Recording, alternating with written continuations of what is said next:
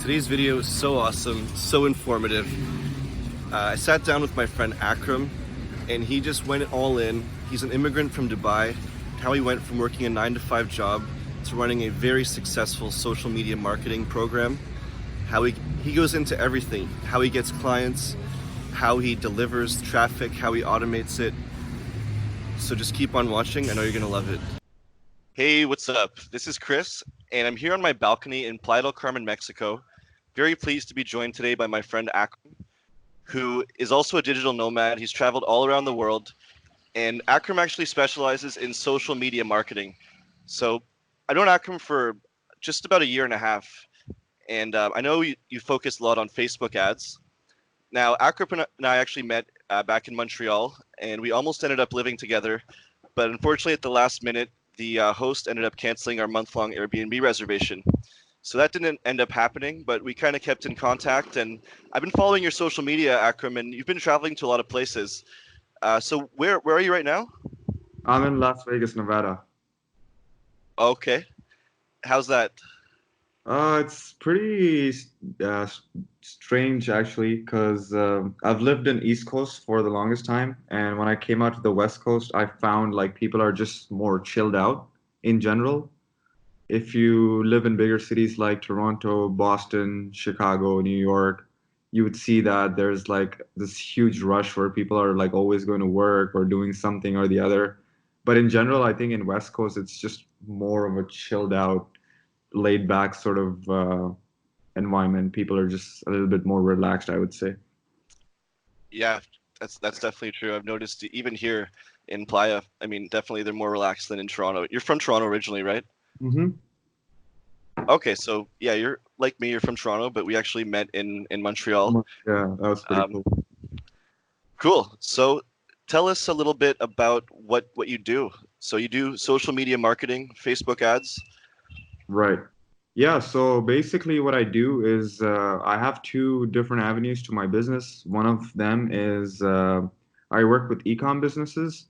So we run traffic to their stores and we help them, get more customers through paid media. So whether it's Facebook or Google, whatever that may be. And then what we try to do is we try to optimize that for them so they get lower cost per purchases, so on and so forth. And the second avenue is basically we work with local businesses, service-based, whether it's lawyers, realtors, gym owners, coaches, consultants, and we help them get more leads through social media so they can get them on a phone call or through an application and basically get them to work with these businesses. Right? And everything you do is online, right? Yeah, mostly online. I've been self-employed or I've been in the space now for the last 2.5 years, and pretty much I've made all my income online for the last 2.5 years. So even the process of you acquiring your clients, that's obviously done online as well. And I've like I said, I've seen you traveling to a bunch of cool places. So what is the process for you of actually acquiring the clients that pay you? I'm guessing so you get clients that basically pay you. Is it on a monthly contract or is it based on like a certain task? How does that work for you exactly? Right. So obviously it's a monthly contract. This way I can have more predictability in the business and I know like the kind of money that's coming in and what's going out, and I can sort of keep my figures even before they come in. I know I have an understanding of okay, where this is going to go for this month. So I prefer monthly contracts. I know some guys do like hourly and stuff like that, but for me in general, I feel like monthly contracts works the best for me. In terms of client acquisition, I've had it pretty much automated now for about a year now. Um, I work with my virtual assistant. She kind of helps me, get in touch with these people, whether it's, sending out emails to them, whether it's connecting via LinkedIn, whether it's on freelance platforms, or it's just like messaging people on Facebook or Instagram and asking them or providing value with them and seeing like if there's some way we could work with each other. So those are the different client acquisition methods that we use currently. Okay, now that sounds quite interesting. So for you, it's fully automated. And I guess you basically provide your virtual assistant with a set of instructions on what to do, and then they kind of just proactively do what you said, as in, messaging people and stuff, things like that. Yes, 100%, 100%. So I think this was like the winter of 2017 in Toronto.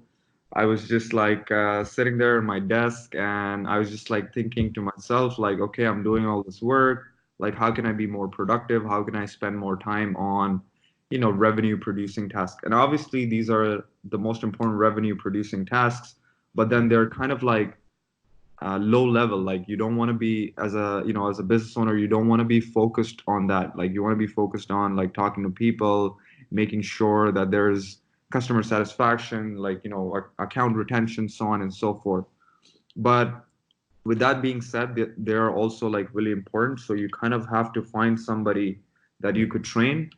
So what I did, I just like sat there, made a bunch of videos on Loom as to what I do exactly. So I documented everything and then basically made a mini course for my virtual assistant.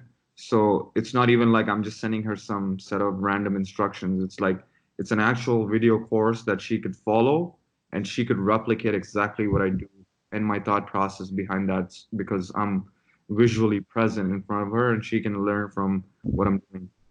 And after that, I just like had calls with her every week for about 6 to 8 months, and now I kind of don't even like have to like talk to her anymore because she does a better job than me, and I know like she's much better in what she does than I could ever do because like she's kind of transitioned from not knowing anything to actually knowing more than me. So that's pretty. That does sound very interesting. So this video course, that's for her or that's for the prospects? No, that's just just for her to see exactly my thought process, like what I'm thinking of when I'm reaching out to people, so on and so forth. And then what's the content that she actually delivers to the prospects? Do you have another video series that you deliver to them, or just kind of starting with So, the so message? it's How does that work? basically templates. So we have templates that for every specific niche that we try to go after. It's usually a bunch of messages or emails that she has to customize, which will help her which will help us actually, get in front of the prospect. So there are proven sales messages that we've used, time and time again. Obviously, we try to make them better every now and then, but to the most part, they work very well. So that's pretty much set up. So it's a copy and paste message, and then is it always the same series of messages, or does it also depend on what the client or the prospect says to you in return? So it's obviously like a few messages in the beginning are kind of to pre-qualify them to understand where they're at. Okay. And then from that point onwards, we put them in a series where essentially what we try to do is we try to get them on a call so that we can distinguish our offer, kind of build some value on the call, and then basically get a verbal agreement for them to actually start working with us. Okay, and this call, how long is it typically that you give for free? It's usually the way I structure it. I basically position the first call as a strategy call, and I try to build as much value as I can. Usually, the calls range from anywhere from 30 minutes to 45 minutes. And then what I try to do is I basically try to find out if they're the decision maker or if there's somebody else that's involved in the decision making process or if they need some information that I probably need to send them over via email, and then I try to book another call with them, and then basically that's more sort of like an enrollment call, and then we basically get them enrolled on the second call. So the first call is about 30 to 45 minutes, where we basically just try to build value, we try to establish our authority in the marketplace, and second call is mostly about enrollment. Got it. And then when they're ready to sign up, is there a link where they can go process a payment in advance, or how does that Yeah, process look like for you? we usually try to get them enrolled on the phone call as well. Sometimes what happens is with a lot of prospects, they either get busy or um, they forget about it. Like they have so many things going on, maybe like managing their employees, so on and so forth. So what we try to do is we try to process payments on the call itself. This way, we don't really have an extensive follow up with the prospect. So just get their credit card number over the phone kind of thing, or over Yeah, Skype? basically, yeah. So we do telephone orders right over the phone call itself. Because at that point, I think, if they're coming on the second call, they're pretty much sold and they know what's up. Okay, so sometimes it takes one call only, and then sometimes there's actually a second call where you collect the payment. Exactly. Exactly. Fantastic. Okay, so what's kind of the process for you of determining where to get your leads? I think it's about first of all, it's about kind of experimenting. What's your niche? What's your flavor? So in the beginning, I was like kind of going after everyone and try to find like what suits me the best. And then from that point onwards, I think, once I had a good amount of clients, like I knew what kind of clients I wanted to work with. So then I also like know, for example, like what are the pain points that these people are having, right? And then you also have to kind of make it relevant to them because there's all these other people out there who are maybe more or less offering the same service. And then for you to distinguish yourself from all the other people, you kind of have to make your service or offer relevant to the to what your client or prospect is looking for. So I think that's the most important part. It's like relevancy. Right. Okay, so I guess you kind of developed this process over the last couple years, and you've determined what kind of clients you want to work with and how to basically reach those clients where they're at on their pain points and basically help them overcome whatever challenges they're facing. And so do you tell the VA where to find the leads, and then Yeah, the so VA kind of like executes? like I said, we have a process and a system.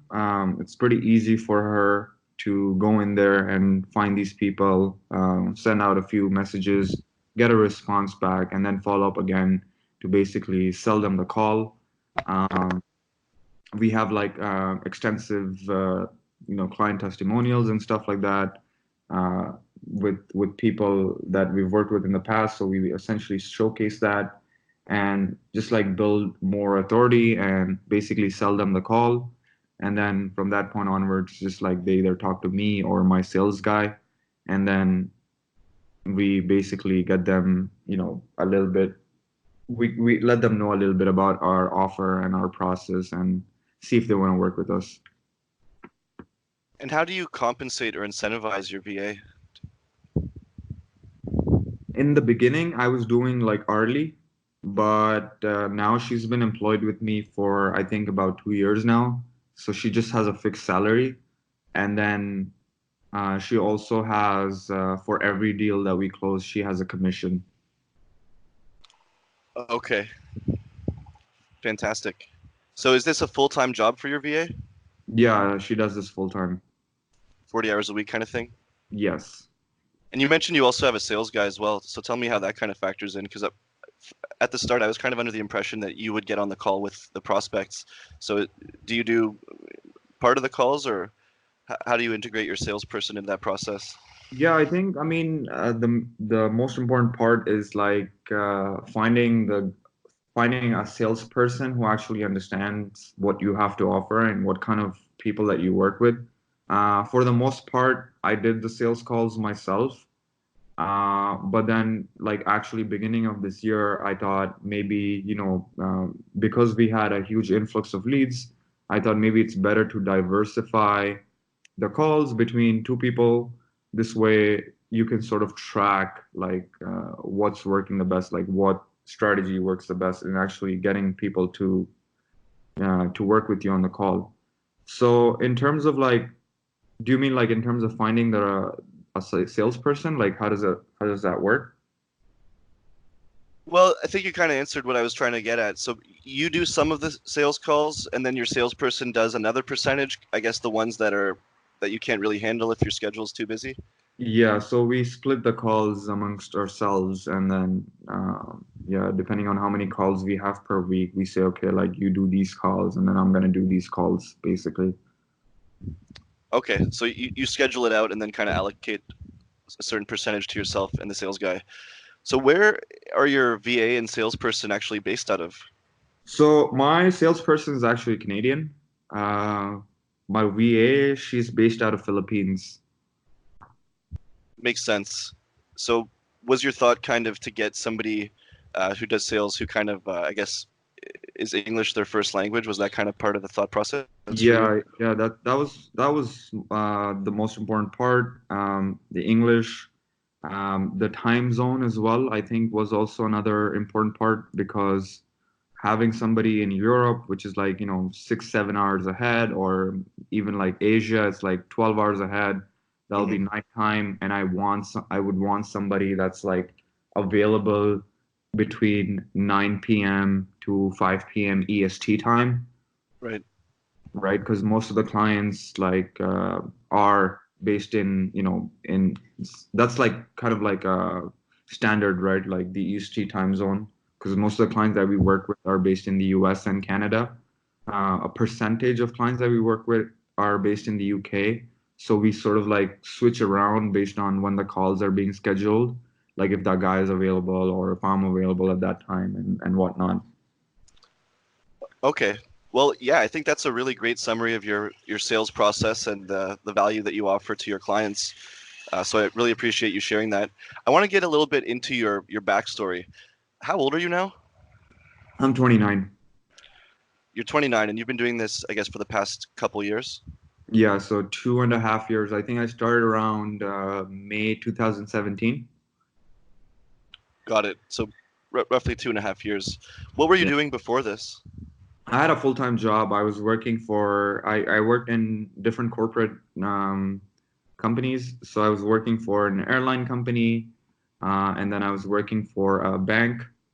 Obviously, I was doing the whole shabam of 9 to 5, like, driving to work and like working like Monday to Friday and stuff like that. I obviously always wanted to get into business. I just didn't know like what was the right way. So I think like in the summer of 2017, I actually hired a business coach, kind of get me started into this. I was a little bit skeptical in the beginning. Obviously, that was just because I've never had a business coach in the past. I've never like actually paid anyone to help me out with this kind of stuff. Right. So I was a little bit skeptical, but then I just like when I just dived into it, I was like, okay, I'm just going to make this work. I still had my job when I was doing business, so business was like kind of a side hustle. And then 2 months in, I basically replaced my full-time income through my business. And then I was like, wow, I'm doing this part-time, and I basically surpassed my income that I was making from my job. If I were to go and do this full-time, like what would that entail? So that kind of like made me curious. I put in my resignation, and then I went full-time, and I've never looked back ever since. Wow. So okay, that's very cool. What was it that I guess you always wanted to be self-employed or be a business person? Was there a specific moment when you had your old lifestyle with the 9 to 5 job when you really just it just kind of broke you and you said like, okay, now's the time. I can't really handle this anymore? Or was it kind of like a long-term plan that you've always had? Tell me a little bit about kind of your epiphany that you had. Yeah, sure. So basically, I immigrated from Dubai, right? That's where I grew up my life. Um, and like ever since childhood, the only thing that I was taught was, oh, you have to go to college, you have to get like a nice degree, you have to find a nice job, the whole Shazam, like everything that people tell you, like your parents, your family members, your cousins. And then at that point of time, I think I was just like trying to go to Canada, trying to immigrate to Canada. And then what happened was I just like thought to myself, I was like, okay, like I spent, 5 years working in a corporate, and if I go to Canada, I don't want to like go again and work in a corporate because what would happen is that would mean like I worked so hard for my freedom to go to a different country, and then I would have to like go and like become slave to the system again. That's not something that I wanted to do. So just obviously looking for new ways, new methods to find how to make income online. The funny thing that happened with me was because I was working in an airline in Dubai, I had access to a lot of like cheap tickets, let's say.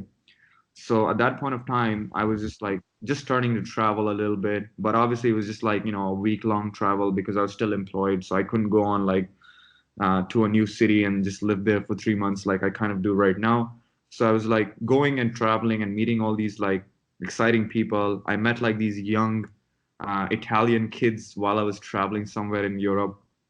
They were like 22, 23, and they were like having a blast, like, living in new city like every now and then. So I was kind of curious. I asked them like, what do you guys do? And they were like, they have a full-time income that they work online and blah blah blah. And I was like, this is curious. This is a whole new world to me, and I didn't even know this. Like this was like back in 2015, and Okay. I was like, wow, this is actually kind of curious. And then I basically like went back home and I started researching. It took me about a year to actually find something that I wanted to do. And then I find out about, digital marketing and whatnot. And this was all while you were still living in Dubai? This is while I was still living in Dubai. This is while I still had my, full-time job and whatnot. And did Um, you ever end up getting a full-time job after you immigrated to Canada, or you just went never, straight into entrepreneurship? Okay. never. I've never had a full-time job in Canada ever. So why Canada, if you don't mind me asking? Uh, so the one thing was obviously the freedom that it allowed, being able to say whatever, do whatever. Dubai is sort of like it's an open country, but still you have limitations on what you could do, right? I wanted to be in the free world. I wanted to be, in the first world country where there's no restrictions, free economy, um, the ability to do business and things like that, just general stuff, better standard of living, and stuff, basically. And did Canada live up to all those expectations you had? 100%. I think it even gave me even more than what I expected. Okay. So why'd you leave? Oh no, I don't think I ever left. Like I just probably like leave for a certain period of time, but I think I'll eventually, go back there because I feel like it has so much to offer. I think generally in North America, not just Canada, but like even the US, like there's just so much that you could do, so much opportunities and whatnot. So I guess you travel part of the year and then stay in Canada part of the year as well? Yeah, that's what I do basically. Fantastic. So after meeting these Italians, they kind of, I guess, inspired you. You saw how they were living. Yeah, Um, and but they were super young. They were like 21 years old, so it was even more inspiring, like, young kids doing it, and I'm like 25, 26 at this point of time. I'm like, fuck, what am I doing? Like I need to I need to raise the bar. raised the bar, and then where did you turn like after that for more instruction or more inspiration? Yeah, so initially, like I said, I obviously started doing things like for free online. Like I was just like trying to consume as much free information online. The thing with like information online is there's just so much of it and there's no structure behind like what you kind of need to do. So you sort of get lost, especially if you're like somebody who's just starting out and who's never done this in the past. It's just like so much information, you don't know exactly where to start. So I kind of did that for like 6 months. This is, I think, like in November 2016. That's when I actually started taking action to about April 2017. And then I was like, this is kind of slow. Like, I mean, obviously there's growth, but this is like really slow. And I obviously had some money saved up at that point of time. And I was like, okay, I might as well just invest into something that'll sort of like shortcut my way into success. So that's when I hired a business coach. Um, Initially, when I first started out, I was trying to sell mobile apps.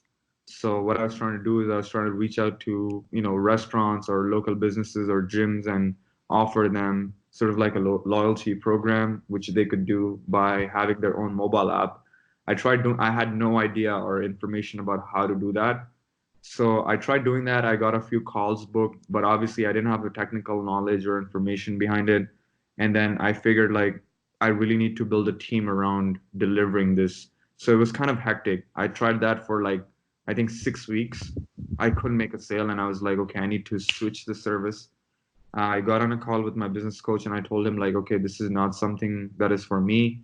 Although I have a technical background, I've always been in IT, like, from my college days to my corporate days. So I was like, okay, this is not something that I have specific knowledge in. I want to switch my service. I switched my service within 30 days. I think I made like $2,500 or something US. And then I was like, damn, like I need to, I need to quit my job and I need to basically start doing this full time. Do you think you would have been able to do it without the business coach kind of leading you and guiding you? Yeah, I think I obviously could have been able to, but I it just feel like it would have taken me longer. Instead of like taking me like a couple of months, it would have taken me at least a year. So I think you kind of need to calculate that for yourself and understand that, okay, if you have the money right now, which is available to you, and if you are short on time, like, would you rather invest, money behind it, or you just like kind of take your own time? It really depends on the person, um, and where they're at basically with their finances. So how much money are we talking here that you actually used to kind of get you started? In the beginning, I think it was like about $3,000 US. So not a huge sum, but probably a sum that most people can save up over a course of a few months if they're really serious about getting into something like this, right? Yeah, 100%. Fantastic. Yeah, I mean that's something that, a lot of people I think don't appreciate, and there's probably some ego that gets behind it as well. People think that, they'll just kind of figure it out on their own, and like you said, I mean they definitely will. Most people probably will eventually, but it's also a question of how much do you really value your time, like, and you know what, like you said you spent $3,000 on paying the business coach, and then within 30 days you basically made that money back. Yeah, pretty much. If you had taken a full year to figure it out, I mean, just with living expenses would have cost you way more than $3,000. So it Yeah, sounds like by paying the person to actually guide you, you ended up saving probably, 90% of what you might have otherwise spent, in whether it's, paying for other information or just basically putting food on the table and paying your rent. I mean, that's going to cost you more than $3,000 over the course of a year for sure. So definitely a strong argument behind yeah, actually one paying someone. 100%. Yeah, one of my like major thing why I paid the business coach was basically like I said, I just like got my residency in Canada, and I was just thinking to myself like, do I want to go there and still have a job, or do I just want to shorten the curve in terms of like the learning process and just like kickstart this journey so I have cash flow as soon as I, go to a new country. That was the main intention behind me actually spending $3,000 behind a business coach. And how did you find this person? Through YouTube, actually. I was just like researching a lot of like, oh, how to get started on business and stuff. Like something just popped up. I clicked on a video. There's a call to action, which is like book a call with us if you this is something that you're interested in. Booked a call. It took me like 2 weeks to actually make the decision because I was like, oh, I've never invested like $3,000 into something. And then I was like, okay, like it's just money. At the end of the day, you will eventually make it back, irrespective of whether it's through business or like having a job or whatever it may be. So I was just like, okay, it's just money, at the end of the day. So I just basically like took the leap of faith. Hey, Akram. Sorry about that. Looks like my computer just overheated in the hot Mexican sun here. That's fine, man. So I guess in retrospect, you're pretty happy that you ended up choosing to pay that coach. Oh yeah, 100%. And obviously, I've made much more money since then, and I've learned so many things since then. Um, I think a part of like what's kept me going is also not just like actually getting things started, but also like, sometimes, especially when you start doing things like, being able to like make money online and stuff like that, you kind of start getting a little bit, like, really depends on, where you come from. I came from very humble beginnings. It's also like very easy to get carried away. So a lot of people like, oh, they're like, I was making 2,000, $3,000 at my job. Now I'm making 10 times of that. Like I'm probably making like 20, $30,000, and it's like easy to get carried away. So a really uh, important thing is like actually being able to stay humble, but also at the same time, having accountability, right? Because like it's easy to go rogue, especially like, when you get to travel so much and go to like different exotic places, meet like different exotic people and stuff like that. It's so easy to get carried away. So like the most important thing is like also like being accountable with what you do, so that sort of like keeps you pushing, keeps you going, and it's not just like a one hit wonder type of a thing where you come in the marketplace, do it for a few months, and then you basically disappear. Right. Just stay focused on the process and not go on a big partying or cocaine binge, to use an extreme example, basically. Yeah, I mean, you could do it, but also at the same time, like, you need to have some sort of system to keep you accountable. So like having coaches and having people who actually want you to get to a certain level is like very important, because they keep you intact with your goals. And even though like you go out and do these weird things, like you could still kind of, keep yourself accountable by having So, coaches who do that for you. so do you still have coaches today? Yes, I do. Okay. And how often do you speak with your coaches nowadays? Now I don't speak to them as much as I used to in the past, but obviously, if I still have issues with like certain things, like let's say with my sales, like, for some reason I've had a dry spell and I'm not able to close more people, I know that there is a problem there and I kind of need to fix it. So I need to get on a call with somebody who has more information, knowledge, and experience than me. Right. Well, Akron, I know you mentioned that you have a busy schedule today. I believe you have a call that you have to get onto soon, so I'll let you go now. If somebody wants to actually get in touch with you and learn from all your experience that you have, is that something that you're willing to do to help people out? Yeah, 100%. So, just actually recently started a YouTube channel as well. And you could find me under Akram Khan, or you could find me on Instagram. It's AK Mula.